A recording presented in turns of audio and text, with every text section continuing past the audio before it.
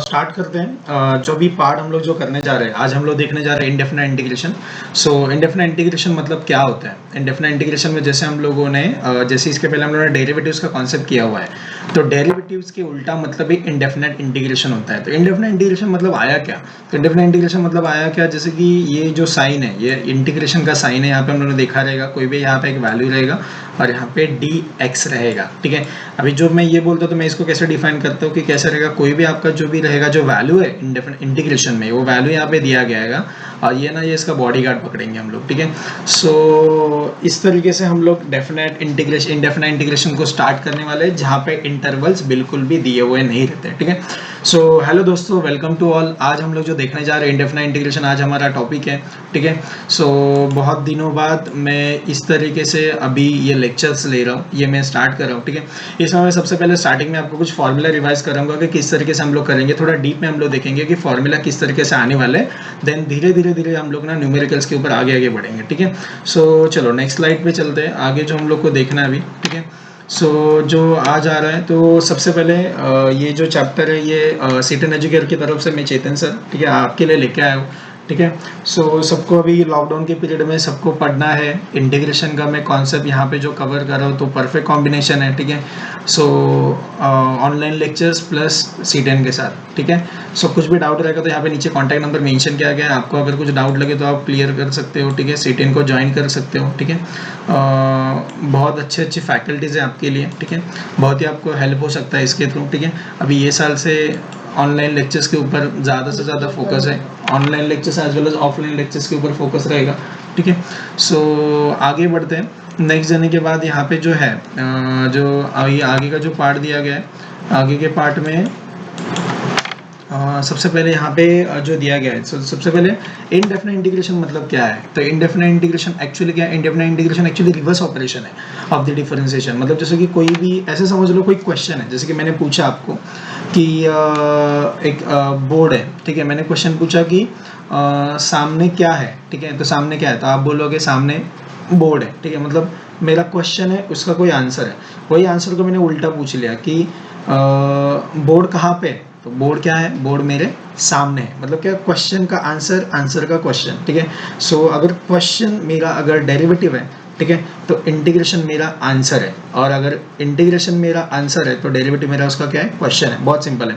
सो इसी तरीके से जो यहाँ पे मेंशन किया गया कि एक्चुअली इंडेफिनाइट इंटीग्रेशन क्या है, तो indefinite integration is the reverse operation of differentiation. Differentiation मतलब डेरिवेटिव। ओके, तो उसी का रिवर्स ऑपरेशन, और ये प्रूव भी हो जाएगा जैसे अभी हम लोग आगे बढ़ेंगे ना, तो आपको पता चल जाएगा कि किस तरीके से ये रिवर्स डायरेक्शन में काम कर रहा है। ओके, सो अभी जो एक्चुअली यह है, इसी को दूसरा नाम दिया गया एंटी डेरिवेटिव। तो इसको एंटी डेरिवेटिव बोलते हैं, बहुत सारे लोग को पता नहीं है। ठीक है, कि इंटीग्रेशन को एंटी डेरिवेटिव भी बोलते हैं कि नहीं, हाँ, इसको एंटी डेरिवेटिव भी बोलते हैं। ठीक है, तो इसका दूसरा नाम एंटी डेरिवेटिव दिया गया। तो एक एग्जांपल दिया गया, ये एग्जांपल को देखते हैं। एग्जांपल मेंशन किया गया कि जैसे कि जो डेरिवेटिव है, अभी जैसे डेरिवेटिव दिया गया कि डेरिवेटिव ऑफ, ये दिया गया डेरिवेटिव ऑफ एक्स स्क्वायर। तो यहाँ पे मैंने जो लिखा हुआ है, आपको यहाँ पे जो दिख रहा है derivative of D by D x of x square, हम लोगों ने डेरिवेटिव में देखा हुआ है कि एक्स स्क्वायर का जो डेरिवेटिव है, एक्स स्क्वायर का डेरिवेटिव होता है 2x। ठीक है, तो वैसा वर्सा उल्टा, अगर एक्स स्क्वायर का डेरिवेटिव अगर 2x है, तो ऑब्वियस है कि 2x का इंटीग्रेशन एक्स स्क्वायर होना चाहिए, राइट है। तो सेम मैंने यहाँ पे लिखा हुआ है, एक्स स्क्वायर का डेरिवेटिव अगर 2x है, तो 2x का एक्स स्क्वायर होना चाहिए। एक्स स्क्वायर प्लस यहाँ पे क्या दिया हुआ है? एक्स स्क्वायर प्लस सी कहाँ पे आता है? तो सी कहाँ से आता है? सी आता है कांस्टेंट। जब हम लोग इंटीग्रेशन में कोई भी चीज़ को इंटीग्रेट करेंगे ना, तो उसके साथ ना आपका प्लस सी, एक कांस्टेंट जनरेट होने वाला है। वो सी कुछ भी हो सकता है, 0 हो सकता है, 1 हो सकता है, 2 हो सकता है, 2 3 हो सकता है। तो इसीलिए तो ये टॉपिक को इंडेफिनाइट बोला गया, जिसका पूरा डिफाइन किया नहीं है, ये इंडेफिनाइट रहेगा। ठीक है, सिमिलरली आपको जहाँ पे जो फॉर्मूला दिया गया, नेक्स्ट वाला फॉर्मूला क्या है कि डेरिवेटिव ऑफ साइन एक्स। तो साइन एक्स का डेरिवेटिव हम लोगों ने क्या सीखा था? साइन एक्स का डेरिवेटिव हम लोगों ने सीखा था कॉस एक्स। अगर साइन एक्स का कॉस एक्स होता है, तो इट ऑब्वियस है कि कॉस एक्स का क्या रहेगा? देखो ना, साइन एक्स का कॉस एक्स, क्वेश्चन का आंसर, आंसर का क्वेश्चन, साइन एक्स का डेरिवेटिव कॉस एक्स। तो इट ऑब्वियस है कि cos x का इंटीग्रेशन क्या रहेगा? sin x। तो इट ऑब्वियस है कि sin का cos हुआ तो cos का sin होने वाला है। समझा सबको? मतलब ये सब दोनों एग्जाम्पल से हम लोगों ने क्या सीखा अभी तक? तो हम लोगों ने क्या सीखा है? हम लोगों ने सीखा है यहाँ पे जो लास्ट में मैंने कंक्लूजन दिया हुआ है, हम लोगों ने क्या सीखा, हम लोगों ने सीखा हुआ है कि जब हम लोग derivative of f of x निकालेंगे तो derivative of f of x जब निकलेगा तो ये क्या रहेगा आपका स्मॉल एफ ऑफ एक्स, मतलब ना ये इसका इंटीग्रेशन हो गया, तो derivative of f of x क्या हो रहा है आपका स्मॉल एफ ऑफ एक्स हो रहा है। तो सिंपल है, अगर डेरिवेटिव इसका डेरिवेटिव अगर ये एफ ऑफ एक्स हो रहा है तो इट ऑब्वियस है कि स्मॉल एफ ऑफ एक्स का क्या हो जाएगा capital F of x. So F of x का डेरिवेटिव एफ ऑफ एक्स और ये स्मॉल, तो इसका derivative small F of x, तो स्मॉल एफ ऑफ एक्स का इंटीग्रेशन क्या होगा, तो स्मॉल एफ ऑफ एक्स का क्या हो जाएगा capital F of x. Clear है ये, ठीक है। तो ये डेरिवेटिव हो गया और ये अभी इसका क्या हो जाएगा, ये इसका इंटीग्रेशन हो जाएगा। क्लियर है। सो इंटीग्रेशन का साइन आपको दिख गया, ये देखो ये इंटीग्रेशन का जैसे मैंने स्टार्टिंग में डिफाइन किया था, ये इंटीग्रेशन का साइन और ये पीछे बॉडी गार्ड बोलते हैं इसको dx, ठीक है, इस तरीके से, ठीक है। बॉडी गार्ड लिखना नहीं एग्जाम में, ओके। आगे बढ़ते हैं। नेक्स्ट अभी जैसे कि यहाँ पे जो दिया गया है तो ये c कैसे है बताया गया, c आपका कांस्टेंट टर्म है, ठीक है, ये आपको यूज करना पड़ेगा, ओके। आगे बढ़ते हैं, wait a minute, okay. Next वाले पार्ट में जैसे कि यहाँ पे दिया गया है, नेक्स्ट वाले पार्ट में देखो कि यहाँ पे क्या मेंशन है। यहाँ पे मेंशन ऐसा है कि अगर सपोज एग्जांपल देखना अच्छे से, ये बहुत मतलब आगे के कॉन्सेप्ट्स के लिए इंपॉर्टेंट है। जैसे कि हम लोगों ने देखा यहाँ पे एक्स स्क्वायर का डेरिवेटिव, अभी भी देखा कि एक्स स्क्वायर का डेरिवेटिव क्या होना चाहिए, एक्स स्क्वायर का डेरिवेटिव 2x होना चाहिए। याद है ना कैसे किया था, ये 2 आगे लेके आ गए थे तो ये 2 और ये 2 - 1 तो यहाँ पे हो गया 2x, ठीक है। सेम अगर जैसे कि सपोज मैं और एक जैसे कि और एक लेके आता हूँ, और एक लेके आता हूँ, जैसे कि यहाँ पे मैं एक्स स्क्वायर प्लस 1 ले लेता हूँ, ठीक है। तो अगर मैं एक्स स्क्वायर प्लस 1 ले लेता हूँ तो यहाँ पे अच्छे से ध्यान देना, डेरिवेटिव का अगर आपको याद रहेगा तो एक्स स्क्वायर का जो 2x था तो एक्स स्क्वायर का 2x, तो 2x तो यहाँ पे आ गया, बट यहाँ पे जो 1 है, 1 का डेरिवेटिव कितना होता है, 1 का डेरिवेटिव होता है 0, तो इसलिए प्लस 0, तो 2x प्लस 0 कितना होगा, 2x प्लस 0 होगा 2x, देयरफॉर आंसर क्या आएगा, सिर्फ और सिर्फ 2x। क्लियर है ये, ओके। ये हो गया। आगे बढ़ते हैं, देखिए नेक्स्ट वाला दिया एक्स स्क्वायर प्लस 2, तो एक्स स्क्वायर प्लस 2x का क्या रहेगा, एक्स स्क्वायर का तो हो गया 2x, बट 2 का क्या हो जाएगा, 2 का हो जाएगा 0, इसलिए यहाँ पे प्लस 0, तो 2x प्लस 0 कितना होगा, ये अगेन 2x। क्लियर है ये, तो ये भी आपका 2x हो गया। तो मुझे एक बात बताओ, एक्स स्क्वायर 2x है, एक्स स्क्वायर प्लस 1 2x है, x square plus 2, x square plus 2 भी 2x है। अगर सबका सब अगर 2 3 4 5 कितना भी ले लो, अगर ये सपोज 0 ही आने वाला है तो इसी का मतलब हम लोगों का जो कंक्लूजन आया, कंक्लूजन क्या आया कि एक्स स्क्वायर प्लस सी होता है ना, तो जब एक्स सी मतलब कांस्टेंट, जैसे कि ये यहाँ पे कुछ नहीं था, यहाँ पे 1 है मतलब कुछ नहीं, 0 था, यहाँ पे 1 है, यहाँ पे 2 है, 3 है, 4 है, 5 है, 6 है, 7 है, 8 है, कुछ भी आने था, 1000 लाख कुछ भी ले लो, आपका जो वैल्यू रहेगा एक्स स्क्वायर का डेरिवेटिव आपका 2x ही रहेगा, बाकी सब आपका वैल्यूज का क्या रहेगा, यहाँ पे कुछ वैल्यू नहीं रहेगा। तो यहाँ पे क्या करेंगे, मतलब एक्स स्क्वायर प्लस सी का 2x, राइट है, तो एक्स स्क्वायर प्लस सी का अगर 2x है तो इट मतलब 2x का इंटीग्रेशन क्या रहेगा, तो 2x का इंटीग्रेशन रहेगा x square plus c. Clear है सबको, आई थिंक सब पूरा क्लियर हो गया रहेगा। तो समझ लो फिर से एक बार, अभी भी अगर कन्फ्यूजन है, एक्स स्क्वायर प्लस सी का अगर 2x है तो इट ऑब्वियस है कि 2x का क्या रहेगा एक्स स्क्वायर प्लस सी, मतलब सी का वैल्यू पहले वाले केस में 0, दूसरे वाले केस में 1 देन 2, इस तरीके से आ रहा है, ठीक है। आगे बढ़ते हैं, तो इसका मतलब सी क्या है, सी आपका कांस्टेंट ऑफ इंटीग्रेशन है, ओके। ये डिफाइन करने के बाद आगे बढ़ने के बाद हम लोग को पता चलता है कि यहाँ पे जो मैंने मेंशन किया गया है, यहाँ पे जो मैंने यहाँ पे डिफाइन किया गया, डिफाइन मैंने क्या किया यहाँ पे, मैंने इस तरीके से डिफाइन किया कि आपका यहाँ पे जो integration of f of x D x, integration of f of x D x क्या होता है, स्मॉल एफ ऑफ एक्स को अगर हम लोग निकल देते हैं, यहाँ पे क्या आ रहा है आंसर आ रहा है integration of f of x plus c, okay. तो ये जो पार्ट होता है ना, जो इंटीग्रेशन में रखा जाता है, जैसे मैंने इसको बोला कि ये डी एक्स है, बॉडी गार्ड बोला मैंने पीछे डी एक्स, ये मेरा इंटीग्रेशन का साइन, और ये जो बीच में जो दिया जाता है ना एफ ऑफ एक्स, ये एफ ऑफ एक्स क्या होता है पता है क्या, ये एफ ऑफ एक्स होता है इंटीग्रेंट, इसको बोला जाता है इंटीग्रेंट, तो ये मेरा इंटीग्रेंट हो गया। तो यहाँ पे रहेगा ये एफ ऑफ एक्स प्लस सी, तो सी क्या है आपका, सी होता है कांस्टेंट ऑफ इंटीग्रेशन, सी को बोला जाता है कांस्टेंट ऑफ इंटीग्रेशन, तो इसको हम लोग को सॉल्व करना है, ठीक है। तो यहाँ पे जो दिया गया तो integration of f of x D x, तो एफ ऑफ एक्स मतलब होता है मेरा इंटीग्रेंट, ये सी होता है मेरा कांस्टेंट ऑफ इंटीग्रेशन, ओके। और ये हमेशा कभी भी ना डी एक्स भूलना नहीं है, अगर भूल जाओगे तो स्टेट बोर्ड में भी मार्क्स काटेंगे, एज वेल एज जेई के एग्जाम में भी, जेई के मैथ्स के एग्जाम में भी आपके मार्क्स कट हो सकते हैं, ठीक है। सो बहुत ज़्यादा ध्यान देने की जरूरत है, ओके। सो शुरुआत करते हैं, कुछ स्टैंडर्ड फॉर्मूले से हमारी शुरुआत होगी। स्टैंडर्ड फॉर्मूले जो दिया गया है, स्टैंडर्ड फॉर्मूले में सबसे पहला फॉर्मूला है कि अगर suppose derivative of g of x, यहाँ पे मेंशन किया गया है, derivative of g of x अगर मैं निकाल दो तो उसका एफ ऑफ एक्स है, मतलब जी ऑफ एक्स का डेरिवेटिव एफ ऑफ एक्स हो रहा है, तो इट ऑब्वियसली उल्टा जी ऑफ एक्स का डेरिवेटिव अगर एफ ऑफ एक्स है तो एफ ऑफ एक्स का क्या होने वाला है, जी ऑफ एक्स होने वाला है। तो ऑब्वियसली यहाँ पे क्या रहेगा, यहाँ पे मेरा आंसर आ जाएगा, ठीक है। तो मतलब जी ऑफ एक्स अगर मेरा एफ ऑफ एक्स होता है, एफ ऑफ एक्स मेरा क्या हो गया, जी ऑफ एक्स हो गया। समझा ये सबको, क्लियर है, ओके। आगे बढ़ते हैं, नेक्स्ट वाला दिया है कि अगर मेरा डेरिवेटिव जो दिया ना, डेरिवेटिव ऑफ एक्स कितना होता है, सो डेरिवेटिव ऑफ एक्स होता है मेरा 1, तो मेरा अगर 1 का डेरिवेटिव, एक्स का डेरिवेटिव अगर 1 है तो इट ऑब्वियस है कि 1 का इंटीग्रेशन क्या होना चाहिए, तो यहाँ पे कुछ नहीं मतलब 1 है, ठीक है। सो 1 का इंटीग्रेशन x प्लस सी होना चाहिए, x का डेरिवेटिव 1 है तो 1 का इंटीग्रेशन x प्लस सी होना चाहिए, इजी है, ठीक है। आगे नेक्स्ट क्या दिया, नेक्स्ट वाला पार्ट हम लोग को पता है कि x raise to n plus one, x raise to n plus one का क्वांटिटी कितना दिया, x raise to n plus one का क्वांटिटी अगर मुझे x raise to n plus one upon n plus one का अगर x रेस टू n है, ये हम लोग को पता है ऑलरेडी, तो यहाँ पे हम लोग क्या कर सकते हैं ऑब्वियसली कि इसका अगर करेंगे तो इसका क्या हो जाएगा x raise to n plus one upon n plus one, ठीक है। इसको थोड़े दूसरे एग्जाम्पल में समझाता हूँ। सपोज फॉर एग्जाम्पल अगर आपको टर्म दे दिया गया है integration of x raise to, suppose यहाँ पे 3 दिया गया है और आपका dx है, मतलब ऊपर में आपको ना 3 मेंशनड है, तो अगर 3 अगर आपका मेंशन है तो आप क्या करोगे, ऐसे वाले टर्म में आप क्या करोगे, यहाँ पे दिया ना तो यहाँ पे आएगा x raise to 3 plus one कितना होता है, देखो ना यहाँ पे n प्लस वन बोला है ना, तो n प्लस वन मतलब 3 प्लस वन, 3 प्लस वन मतलब होगा 4 और अपन में क्या रहेगा 3 प्लस वन होगा 4, तो यहाँ पे 4 प्लस सी हो जाएगा, तो x raise to 4 upon 4 plus c हो गया, क्लियर है ये, ठीक है। तो इस तरीके से हम लोग इसको कर सकते हैं, ज़्यादा कोई डिफिकल्ट नहीं है, बहुत सिंपल है, ठीक है। आगे बढ़ते हैं, नेक्स्ट वाले पार्ट में दिया है कि derivative of log x, derivative of log x अगर मुझे करना है तो डेरिवेटिव ऑफ लॉग एक्स क्या रहेगा, तो डेरिवेटिव ऑफ लॉग एक्स रहेगा 1 अपॉन एक्स, लॉग एक्स का डेरिवेटिव आता है 1 अपॉन एक्स, वैसा वर्सा उल्टा 1 अपॉन एक्स का क्या हो जाएगा लॉग एक्स, अगर लॉग एक्स का 1 अपॉन एक्स होता है तो इट ऑब्वियस है कि 1 अपॉन एक्स का क्या हो जाएगा लॉग एक्स हो जाएगा, क्लियर है ये, ओके। सो आगे बढ़ते हैं, नेक्स्ट वाला दिया है मेरा फेवरेट टर्म, नेक्स्ट वाला मतलब कौन सा है कि हमारा किंग ऑफ मैथ्स, ठीक है। किंग ऑफ मैथ्स क्या होता है, जैसे कि ई रेस टू एक्स, मैंने डेरिवेटिव के फॉर्मूलेज में भी डिफाइन किया था, ई रेस टू एक्स ऐसा बंदा है, राजा है, उसका कुछ भी कर लो कुछ भी कर लो, आप कुछ नहीं करने वाले सकते, उसका कुछ बिगाड़ नहीं सकते, because e raise to x का derivative e raise to x ही होता है, कुछ नहीं कर सकते। तो अगर ई रेस टू एक्स का derivative e raise to x होता है तो it obviously e raise to x का इंटीग्रेशन भी ई रेस टू एक्स ही होगा, समझा में क्या बोलता हूँ, तो देखो ना ई रेस टू एक्स का derivative e raise to x का integration e raise to x plus c, समझा मैं क्या बोलता हूँ, प्लस सी मतलब कांस्टेंट ऑफ इंटीग्रेशन है, याद रखना, नहीं तो मेरे नाम से याद कर लो, मेरा नाम है चेतन सर, तो सी, ठीक है। सो चेतन का सी याद कर लो, सीटेन एजुकेटर का सी है, सी याद कर लो, समझा मैं क्या बोलता हूँ, बहुत सिंपल है, ज़्यादा कोई डिफिकल्ट नहीं है, ठीक है।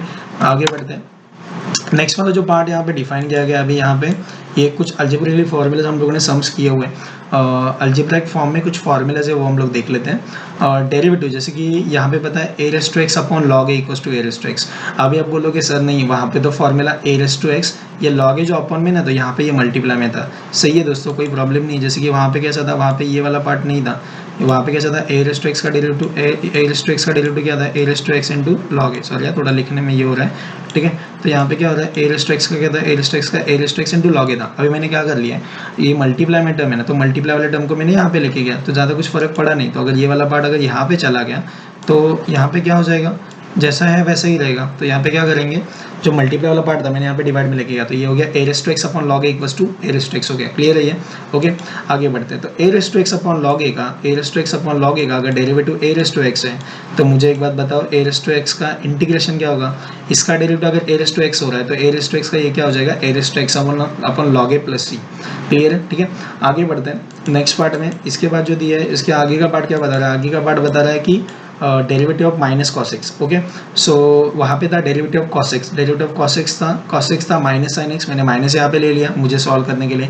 सो हम लोगों ने देखा था कि कॉस एक्स का माइनस साइन एक्स था, मैंने माइनस यहाँ पे लिख दिया, तो देखो ना माइनस कॉस एक्स, तो माइनस कॉस एक्स का डेरिवेटिव क्या है, माइनस कॉस एक्स का डेरिवेटिव साइन एक्स है, तो अगर माइनस कॉस एक्स का डेरिवेटिव साइन एक्स है तो साइन एक्स का इंटीग्रेशन क्या रहेगा कॉस एक्स प्लस सी, ठीक है, माइनस कॉस एक्स प्लस सी।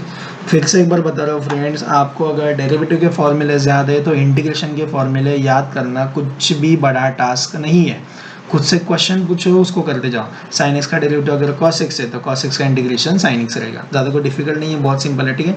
आगे देखते हैं, जैसे कि वही फॉर्मूला दिया हुआ है, साइन एक्स का डेरिवेटिव मेरा कॉस एक्स, हमें पता है साइन एक्स का डेरिवेटिव अगर कॉस एक्स है तो उल्टा हो जाएगा, कॉस एक्स का इंटीग्रेशन क्या हो जाएगा minus sine x, sorry sine x plus c, sine x का कॉस एक्स तो कॉस एक्स का साइन एक्स, ठीक है।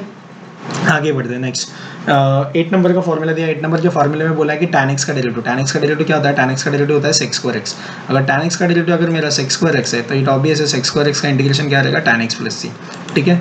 तो ये पता है पूरा, ठीक है। आगे बढ़ते हैं, नेक्स्ट वाले में क्या दिया हुआ है, नेक्स्ट वाले में दिया हुआ है हम लोगों को यहाँ पे 9 नंबर का दिया हुआ है, 9 नंबर के इसमें दिया हुआ है कि हम लोग को पता था कि cot x का इंटीग्रेशन था माइनस कोसेक स्क्वायर x, तो cot x का इंटीग्रेशन था माइनस कोसेक स्क्वायर x, मैंने माइनस इसको दे दिया, चलेगा ना, कोई प्रॉब्लम नहीं है, कोई इशू नहीं। जैसे कि सपोज ये इसको मैं मिटा देता हूँ, सपोज माइनस इसके साथ था तो कॉट एक्स का इंटीग्रेशन था माइनस कोसेक स्क्वायर एक्स, तो -1 है ना, तो -1 में अगर यहाँ पे मल्टीप्लाई था डिवाइड में लेके जाओ तो माइनस कॉट एक्स हो सकता है, ठीक है। तो मैंने वही यहाँ पे किया हुआ है। तो माइनस कॉट एक्स का इंटीग्रेशन अगर कोसेक स्क्वायर एक्स है तो इट सिंपल है कि कोसेक स्क्वायर एक्स का integration minus cot x plus c, right. Then आगे, देन क्वेश्चन नंबर 10, अभी सॉरी जो हमारा फॉर्मूला नंबर 10 है, फॉर्मूला नंबर 10 में क्या दिया है, फॉर्मूला नंबर 10 में सेक एक्स जो दिया है ना, सेक एक्स का डेरिवेटिव होता है sec x into tan x. तो सेक एक्स का डेरिवेटिव है sec x into tan x, तो it obviously sec x into tan x का इंटीग्रेशन क्या रहेगा, सेक एक्स प्लस सी, एकदम राइट। तो सेक एक्स का integration sec x into tan x, तो sec x into tan x का integration हो जाएगा sec x plus c. Okay, आगे बढ़ते हैं। नेक्स्ट वाले में दिया हुआ है कि जैसे कि आपका जो दिया था ना कोसेक एक्स का इंटीग्रेशन था minus cosec x into cot x, right ना, बराबर ना। तो मतलब कैसा था हम लोग का, कोसेक एक्स का था minus cosec into cot x से, मैंने यहाँ पे क्या कर ये माइनस इसको दे दिया, तो ये माइनस मैंने इसको देने की वजह से क्या हो गया है कि मेरा माइनस कोसेक एक्स का क्या हो गया, cosec x into cot x. तो cosec x into cot x का इंटीग्रेशन क्या होगा, तो cosec x into cot x का इंटीग्रेशन होगा minus cosec x plus c, समझो सबको, ठीक है। बहुत ही ईजी है। आगे बढ़ते हैं नेक्स्ट वाले पार्ट में। नेक्स्ट वाले पार्ट में जो आपको दिया गया है यहाँ पे, अब ये लास्ट के 2 फॉर्मूलेज है जो यहाँ पे बचे हुए ये फॉर्मूला सीरीज में। सो डेरिवेटिव ऑफ दिया, derivative of tan inverse x, derivative of tan inverse x क्या होता है, तो derivative of tan inverse x होता है 1/1 प्लस एक्स स्क्वायर, ठीक है। तो derivative of tan inverse x होता है 1/1 प्लस एक्स स्क्वायर, उल्टा कर लो, उल्टा कैसे करोगे कि 1/1 प्लस एक्स स्क्वायर, तो 1/1 प्लस एक्स स्क्वायर का इंटीग्रेशन क्या हो जाएगा, क्या हो जाएगा, माइनस tan इनवर्स x, एकदम राइट। सो tan इनवर्स x का डेरिवेटिव होता है 1/1 प्लस एक्स स्क्वायर, तो 1/1 प्लस एक्स स्क्वायर का हो जाएगा tan इनवर्स x प्लस सी, ठीक है। सेम sin इनवर्स x का क्या होता है, sin इनवर्स x का होता है 1/√1 माइनस एक्स स्क्वायर, तो ऑब्वियसली 1/√1 माइनस एक्स स्क्वायर का क्या हो जाएगा, sin इनवर्स x, ठीक है। बाकी के इनवर्स के फॉर्मूले भी डिराइव कर सकते हैं, ज़्यादा कुछ डिफिकल्ट नहीं है, ठीक है। चाहिए तो मैं यहाँ पे और 1-2 बता देता हूँ, बहुत सिंपल है। जैसे कि ये देख लो, जैसे कि tan हो गया, ये हो गया sin इनवर्स हो गया। सेम जैसे कि सपोज आपका कोसेक का है, कोसेक इनवर्स का फॉर्मूला हम लोगों ने सीखा था, आपको याद है। तो कोसेक इनवर्स के फॉर्मूले में क्या था, यहाँ पे जो था ना, यहाँ पे साइन था, तो यहाँ पे सिर्फ माइनस दिया था, तो यहाँ पे था -√1 माइनस एक्स स्क्वायर, याद है, ठीक है। तो ये इस तरीके से दिया हुआ था, और ये किसका फॉर्मूला था, ये था आपका कॉस इनवर्स, तो हम लोगों ने ये कॉस इनवर्स एक्स में निकाला था, ठीक है। सो कॉस इनवर्स एक्स का फॉर्मूला क्या था हमारा, -1/√1 माइनस एक्स स्क्वायर, क्लियर है ये, ठीक है। तो ये हम लोग ने इसका डेरिवेटिव किया था, तो इट ऑब्वियसली उल्टा करोगे तो क्या मिलेगा, एकदम सही। तो मैं जैसे इसको ये -1 में इसको दे देता हूँ, मतलब मैं क्या था, माइनस कॉस इनवर्स का वैल्यू क्या था, माइनस कॉस इनवर्स का वैल्यू था +1/√1 माइनस एक्स स्क्वायर, तो it obviously 1/√1 minus x square का वैल्यू क्या रहेगा, माइनस कॉस इनवर्स एक्स। अब ये बोलोगे सर ये तो साइन के पास है, चलेगा ना दोस्तों, कोई प्रॉब्लम नहीं है। तो यहाँ पे इसका मतलब कि अगर 1/√1 माइनस एक्स स्क्वायर का अगर वैल्यू साइन इनवर्स एक्स है, तो इसी का मतलब इसका और एक वैल्यू कॉस इनवर्स एक्स भी है, तो यहाँ पे हम लोग कॉस इनवर्स एक्स प्लस सी भी लिख सकते हैं, समझे सबको। सो बहुत ही सिंपल है, तो यहाँ पे कॉस इनवर्स एक्स भी इसके टेबल में आ जाएगा, ठीक है।